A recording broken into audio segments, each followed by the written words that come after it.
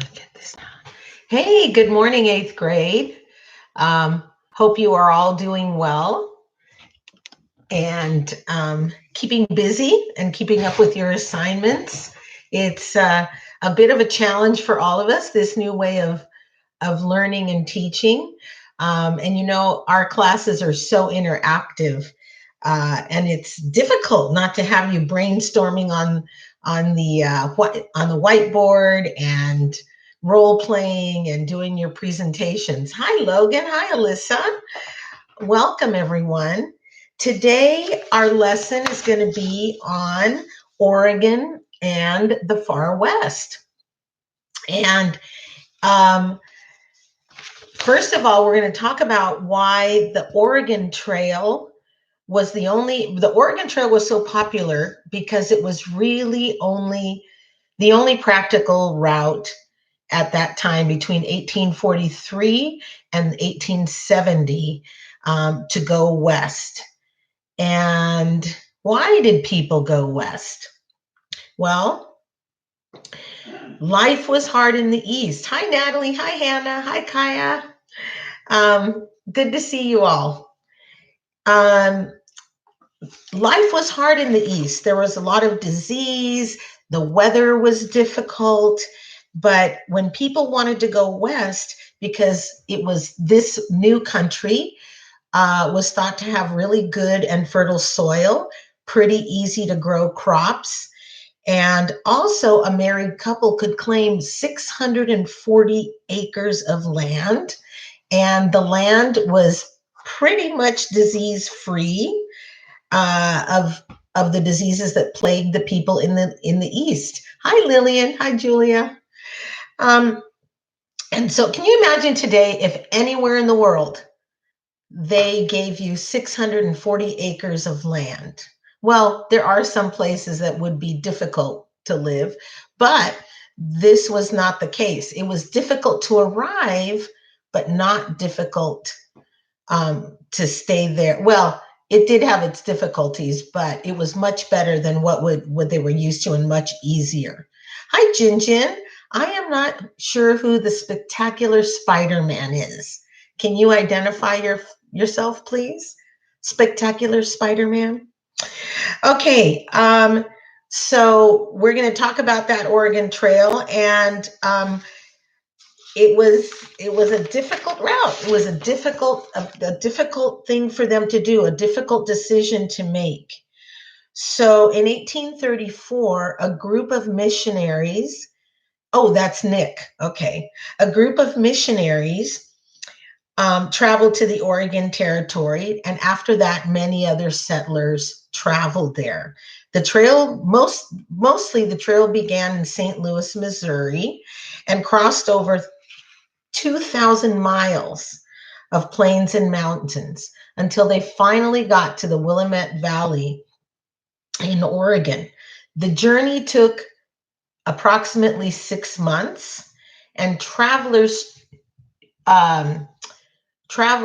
faced many hardships for the promise of a better life, but they took it. And they got there in covered wagon pulled by oxen. And if you've seen the covered wagons at Knott's Berry Farm at the shootout show, they were kind of like that. Later, we're going to talk about what they brought, supplies they had, and so forth. But the most popular starting of the trail, as I said, was St. Louis. And here, from the get-go, families had to make important decisions. What should we take? What do we leave behind? Anything they took had to fit in a wagon. Recently, as you all know, last May, my son Simon and his wife packed up and moved to North Carolina with their new civil engineering jobs. And they were under quite a lot of stress. What do we take? What don't we take? What fits? What doesn't fit? So they had to pick and choose what they put in that U-Haul truck that they took out there. And it was the same thing with these settlers. It provided a place for travelers to buy supplies and send mail to friends and family back home. What was it like on this trail? Hi, Brooke. Hi, Gavin and Jack. The trail was flat and seemed to stretch on forever. And then they came to places like Chimney Rock and Independence Rock. It was really difficult, though the trail was rocky, dirty. Um, Sometimes it rained, muddy. And keep in mind that if your oxen, God forbid, died, or the horses that you brought along, or something happened to your wagon, you're pretty much facing extinction, right? So, a lot to think about, a lot to contend with. The Oregon Trail extended through what is now Idaho.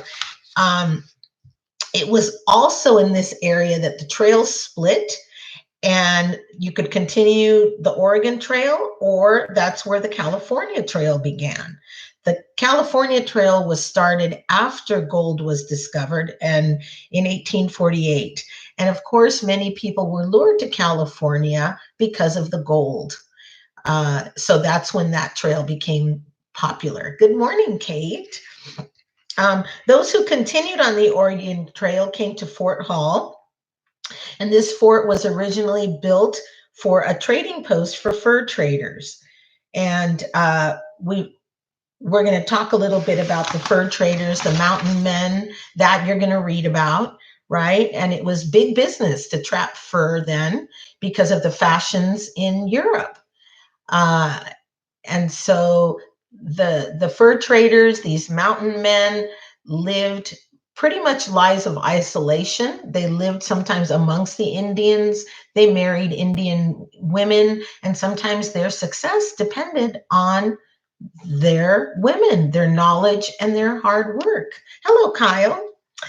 Um, Now, this fort was a stopping point for the pioneers. After leaving Fort Hall, they traveled through Idaho and were faced with important decisions. Should they cross the Snake River or take the overland route? Some chose to cross at Three Island, a place called Three Island Crossing, which was a direct route to Fort Boise and saved some time. But the crossing was difficult and the crossing was dangerous. Although some people took this route, some people, because of the danger and difficulty, did not. Then they would head out, obviously, to Oregon. Even though the journey was almost over, Barlow Road, which was a treacherous road, still lay ahead of them. This road was built as an alternate to navigating the Columbia River. I have a direct quote from a woman that traveled, Sarah Cummings, that was on the trail. And beginning the quote, hello, Bella. Beginning the quote, the traveling was slow and toilsome. Slopes were almost impossible for man and for beast. As night was coming on, it seemed that we would all perish. But weak, faint, and nearly starving, we went on. I could scarcely put one foot in front of another. I felt weak, as did all of the other people in my wagon train. I weighed less than 80 pounds at the time. My own party had been surviving 14 days with only 9 biscuits and 4 slices of bacon. So this is just one of the quotes received. Hello, Kabir. You were here for a while, but I didn't notice you. Sorry. So it was toilsome. It was difficult. But for the idea of a better life, a healthier life, a better climate, agriculture, land, a new start, a new opportunity, a new adventure. Again, a lot of the same reasons people move to the United States or migrate today. So after they crossed that treacherous Barlow Road, Oregon City was the next and final destination on the Oregon Trail. Here, the settlers could visit the only land office west of the Rocky Mountains to file their claim. Remember, they're getting 640 acres. So the first thing they do when they get to Oregon and they've made it and they're healthy is they want to stake a claim for their land. The land was rich and fertile as they had been promised, and so it was a welcoming place to settle. There were many other trails and routes that the settlers took to reach the West, but the Oregon Trail was definitely the most used of all those routes. In the 1860s, people stopped using the trail. Can you guess why? Why do you think they stopped using the Oregon Trail? The key is the date, in the 1860s. Does anybody have any guesses? I'm going to wait a while. Yes, thank you, Kyle. Of course, the railroad, the train, the Transcontinental Railway was completed. And so this made it a lot easier to get west now. Thank you, Jack. Yep. And Brooke and Gavin and Alyssa. All of you are correct.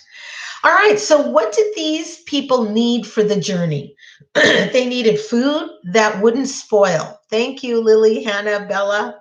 All right. Yes, all of you are correct. The Transcontinental Railway or trains. These people needed foods that wouldn't spoil. They needed hundreds of pounds for the long journey. Dried beans, coffee, sugar, flour, rice, bacon. No drive through Starbucks at the time, right? No McDonald's fast food.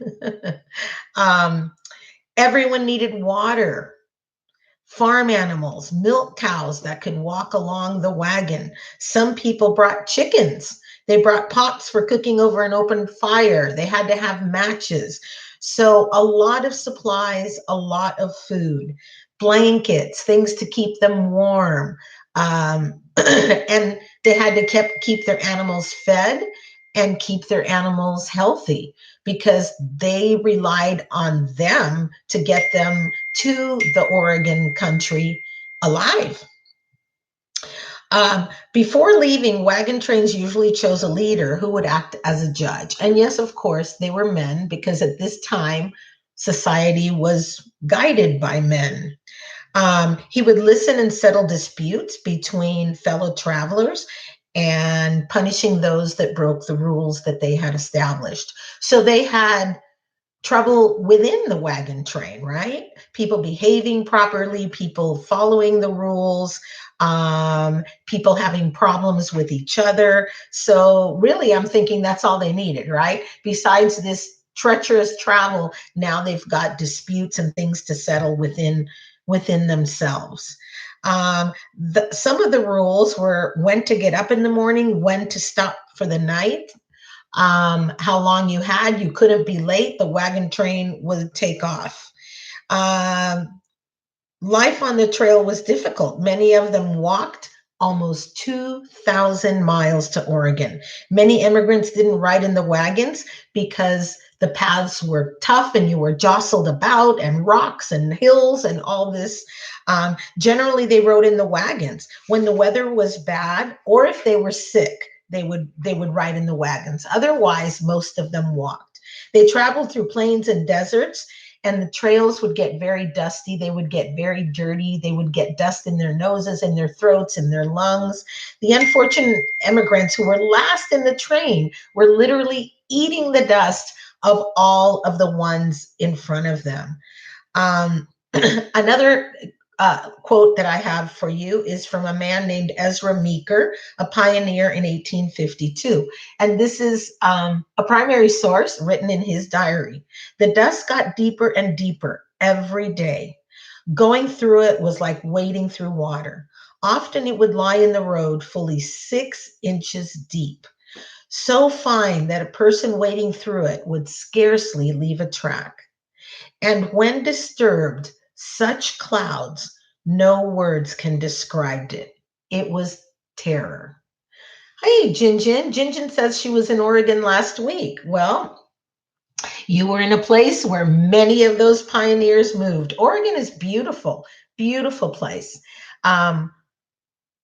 Climate harsher all around than California. A lot of rain, a lot of greenery, beautiful. It's gorgeous.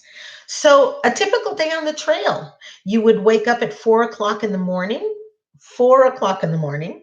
Men would yoke and harness the oxen. Women would cook breakfast, coffee, biscuits, bacon, and boiled beans. If you still had all of you, lucky enough to still have all of those supplies. Everyone put away their back blankets, repacked, cleaned up, washed whatever they could. And by 7 a.m., you had to be ready to be on the move. At noon on the trail, Captain would give the signal for everyone to stop for lunch. The pioneers called it nooning. The pioneers ate a cold lunch and rested for about an hour. At 1 a.m., the pioneers were back on the road all the way till 5 o'clock. Evening on the trail, everybody still had work to do, not just traveling. You had to do all this work in between. Men tended to the animals and repaired the wagons. Women cooked the meals, mended clothes, and homeschooled the children. They gathered wood. If none was available, they would gather buffalo chips to be used to build an open fire. After the chores, the pioneers would gather around the campfire to tell stories, read the Bible, sing, and dance. Now, that would be fun, don't you think? At least at the end of the day, you have something to look forward to. I would love to be there. I would love to have been there at one of their evenings. They read the Bible. That was Miss Zamora would be happy with that, right? Some pioneers would write in their diaries and their and their journals. Bedtime, the men would take turns as guards protecting the train from thieves. So yes, yet another problem. So not all the men got a full night's sleep every night. People would curl up in the blankets and sleep in the tents or in the wagons. The Native Americans, of course, had lived on the land many years before the pioneers began moving west, and many of the immigrants were afraid of the Native Americans. But history has it that the native attacks, they say, were out of fear that the pioneers were going to take their land. And they were right, right? Eventually, they took all of their land, eventually. So at the end of the trail, after months of traveling, the pioneers finally arrived at Willamette Valley. The pioneers staked their claims to the new land. And then they found that winters in Oregon were very cold and very harsh and very difficult. And when they got there, the pioneers had to work quickly to clear the land and to build their cabins and to get shelter and to get crops growing, obviously, as soon as possible. So there was a lot to do. And you're going to read about some of that in your reading assignment tonight, which your assignment tonight is to read Oregon in the Far West, pages 501 to 505. There is a story on page 503 in your books. I hope all of you have your books with you, about the Whitmans who established a mission in Oregon, in Willamette Valley. And of course, they wanted to convert the Native Americans to Christianity, but it really ended up badly. They set up a mission, and they had Mrs. Narcissa Whitman adopted a lot of Native children, and they were amongst the Cayuse Indians. And they weren't very successful because the missionaries wanted the Cayuse Indians to give up their traditional customs and beliefs, which, as we know throughout history, is not a popular thing to be asked to do. So they opened this mission, and soon the mission became kind of like a stopping point for the pioneers to continue on to the places in Oregon where they would go. And so the settlers stayed at the Whitmans, and they slept there, they ate there, they were given rest.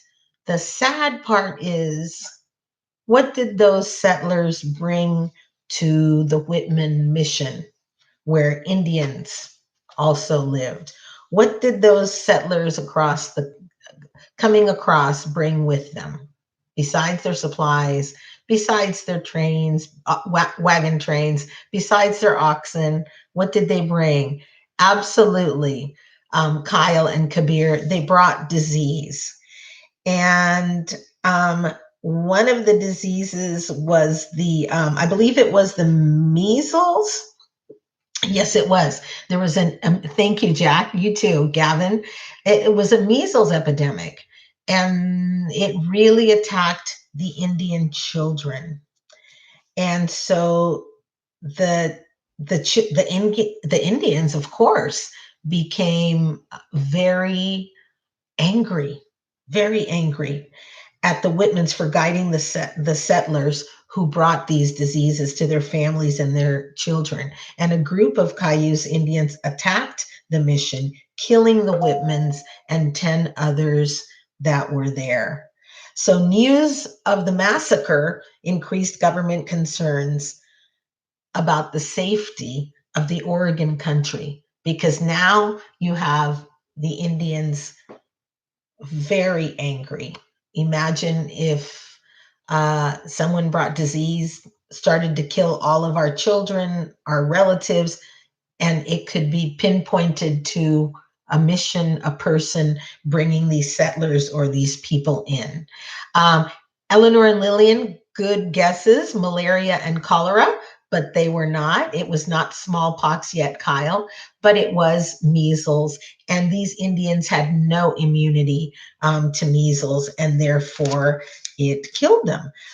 Joe Louis was a Roman Catholic American Indian who joined with the Cayuse in killing the Whitmans. He came to Oregon with a group of priests and French settlers. He made his way to the Whitmans' mission, and though poor, he quickly prospered because he was able to speak English, French. Remember, there's a lot of French traders, fur trappers and traders, and he could speak some of the languages of the Indians.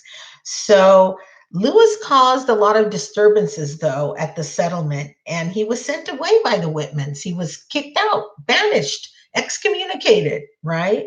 But later he returned and actually was one of the leaders in the attack to kill the Whitmans. Sad. Brooks says dysentery. We're coming up with all kinds of diseases. I'd like you all to turn to page 504. And I'd like you to look at that map. It's, of course, we all know, a thematic map, and it is major overland routes to the west. And there you have the different trails. You have the California Trail, the Santa Fe Trail, the Mormon Trail, the Oregon Trail. And you see many of the stopping points in St. Louis, and then all the way across. And of course, the California Trail comes down. Here it is in case you don't have it, but I hope you have your books. Can you see that? Yeah, there we go. And there are all the trails. And that is our story for today.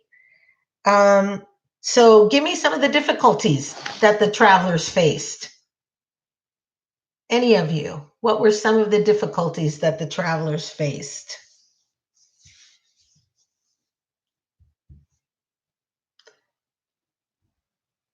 Some of the difficulties. Starvation, excellent. Food shortage, yeah. Disease, Indian attacks, other thieves trying to attack them, weather conditions. That's right. All of these things. Exhaustion, right? Their animals dying. Some of them did. Disputes between them. Thank you, Kyle. The geography. Kair, the disputes. Yeah. And Gavin, their animals dying. Brooke, fatigue. Absolutely. Lily, need of food supply. So all of these. And on page 505, there is a picture. Horses dying, getting robbed. Yes, thank you. Diseases, all of these things. The challenges. Can you imagine moving about when it's raining? The mud, The horses not getting sure footing, the oxen, all of these things. And look at the wagon train on page 505. There's an inset of the picture. Yes, Jinjin, also sickness, illness, other tribes. Bella, thank you all. Yeah, absolutely. But the settlers who arrived safely and quickly in Oregon found generally a healthy and pleasant place to live with a pretty good climate and fertile valleys. By 1845, there were about 5,000 settlers that occupied, excuse me, Willamette Valley, and people willing to brave the dangers to seek a better life and new opportunities. All right. Any questions? Anyone have any questions on what we just talked about? Um, we are just about ready to wrap up this session. Thank you, all of you, for joining me. And I hope everything is going well for you. If you have any questions, please feel free to email me and I will get back to you right away. And hope you have some plans for something fun to do today after you're done with all your schoolwork. And I want to remind you all to work on, and send in your your bullet points to me on how Texas became a state. Okay, I hope this is all manageable for you. And I miss you guys and love you guys. Let's see. Jin Jin says, "You're welcome, Bella. I want to see like a reaction of homes they built, and it was very cool and little heat isolation." Let's see. Oh, you went to see a lot of homes. Okay. All right. In Oregon. Yes, they have a variety of homes, and they have a lot of historical places and a lot of historical homes. I'm glad you got to do that, Jin Jin. Oregon is really cool. I love it. You're welcome, all. Goodbye. Love you. Miss you. Take care. Keep safe. And make sure you practice social distancing. All right, guys. See you later. See you tomorrow. Bye.